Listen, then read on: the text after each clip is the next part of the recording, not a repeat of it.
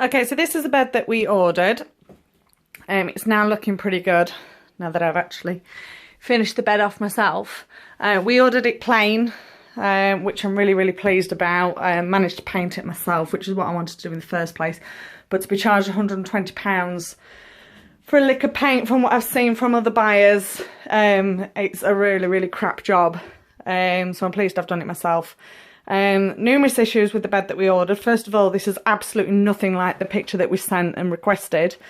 The main issues that we had when the bed first arrived was this back panel here and this side panel here, which is the handrail. They were the same height as this piece of wood here. So when my daughter was supposed to be climbing out of bed, she'd have nothing to hold on to, with the highest piece being about here. So we requested for this back panel to be redone at the proper height that it was shown on the photo, and for this front panel as well. We were also shown the picture that we ordered. They had no door on it. I mean, that's not really a huge issue. It's actually quite handy. And this as well. This wasn't in the picture. It was a complete deviation from the front panel that we ordered. The top pieces, for the whole surrounding of the mattress, we were sent these pieces here, which are roughly 30 centimetres in height. So there's this end piece here, the long piece that runs down the side, another piece at the back of the bed, and then this front panel here as well, which I've had to redo myself. It was the same height as the rest of them, and as you can see, they're quite flush with the mattress. Yeah, so the original piece that we ordered was the same height as the mattress, which this bed is for a nearly 4-year-old, or for anybody, even an adult sleeping in this bed. With a bed of this height, having the side panel the same height as the mattress, it's just not safe, it's just not secure. And then with the added issue that we had with the handrail actually starting way below where it was advertised. So this front panel I've actually done myself. I had to go to B&Q and buy a large piece of MDF, same thickness as the rest of it. I've cut it down myself, which I'm really pleased with. All I need to do now is just do the same with this panel on the front here, because I'm still concerned about my daughter falling out of the bed on here. So up until now, she's not sleeping on top. Other problems that we had was the slats underneath the bottom mattress. I've had to do that myself as well. We weren't supplied with anything when we originally bought the bed. You really can't see under there. It's supposed to be lots of individual wooden slats. I did inform Sarah and Simon that the slats were missing. When I went back a few days later, after we'd originally ordered to pick up these two pieces, when he'd redone them, he said that he'd give us the slats then. What he actually gave us was another large piece of MDF, the same size as the piece of wood that fits on top of the bed, and said that, you know, just lay that under the mattress with a few pieces of wood underneath it, just to lift the mattress up off the bed. It was only when we got home that we realised that the piece of wood is the same size as the outside of the bed, so it wouldn't actually fit on the inside. So again, I've had to cut that all down myself, which I'm not very good with the whole DIY thing, so it did take a while. The other issue that we had, let me just pull the bed out, was, hang on.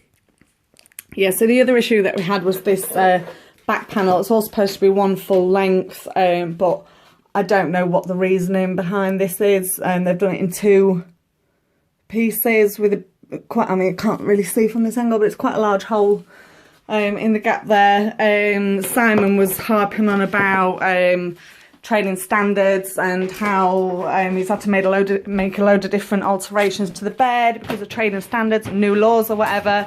But he didn't say any of this to me when I actually purchased the bed.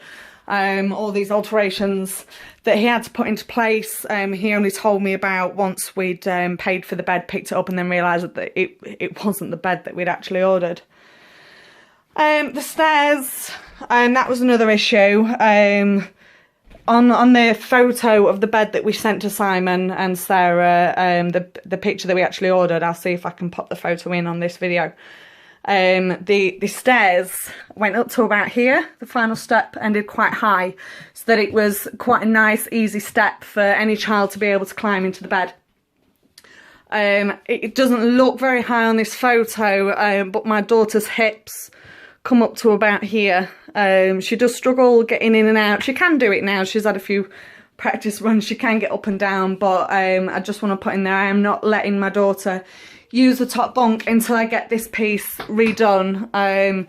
She does play up there with her older sister when she's supervised, but the issue being that without this extra step that's missing, with the handrail that was way too low, it was just way too dangerous for her to get out. So I was happy that Simon and Sarah replaced these two pieces for me.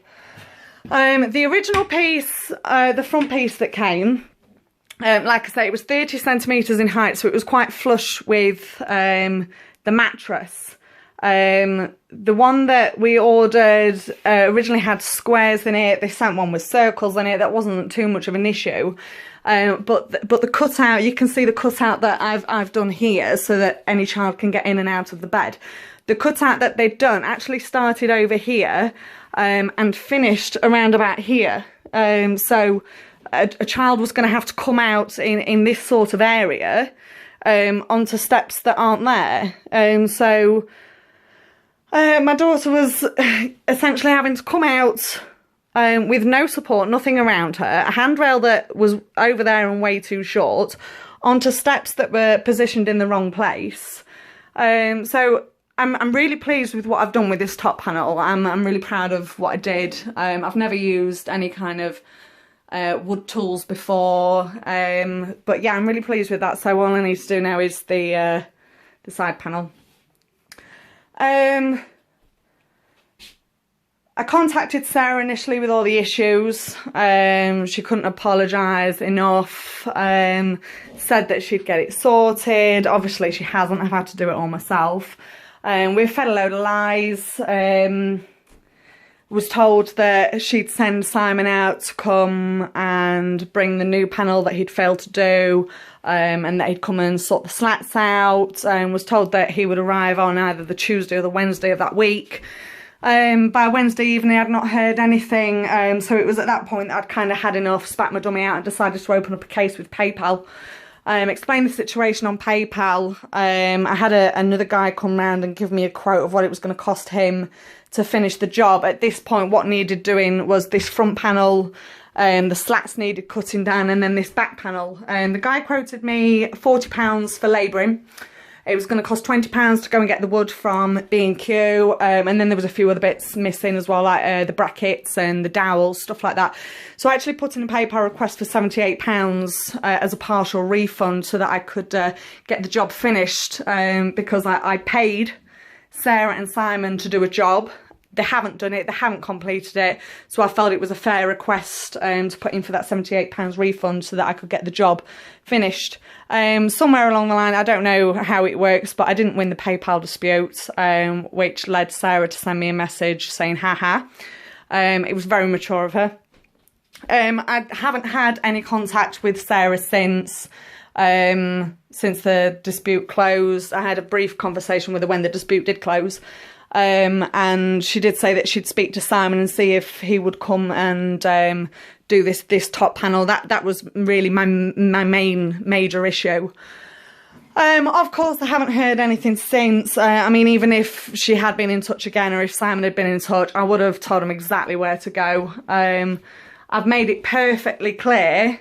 And this goes to anybody, I am so not good at DIY, and if I can build this, if I can do this and get a jigsaw out and a sander and, you know, cut out my own turrets and attach it and it's solid, I'm so happy with it and I'm so proud of myself. If I can do that, I could have built the damn bed myself. I've still got a little bit of work to do. As you can see, I've still got the carpets put on the stairs.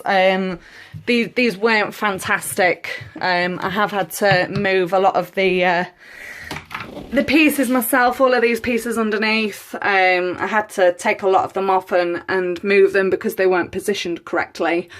The stairs, as they are, they are relatively solid. I mean, there are gaps that I'm not 100% happy with, but I do feel that once the carpet's on, they're going to be a lot sturdier.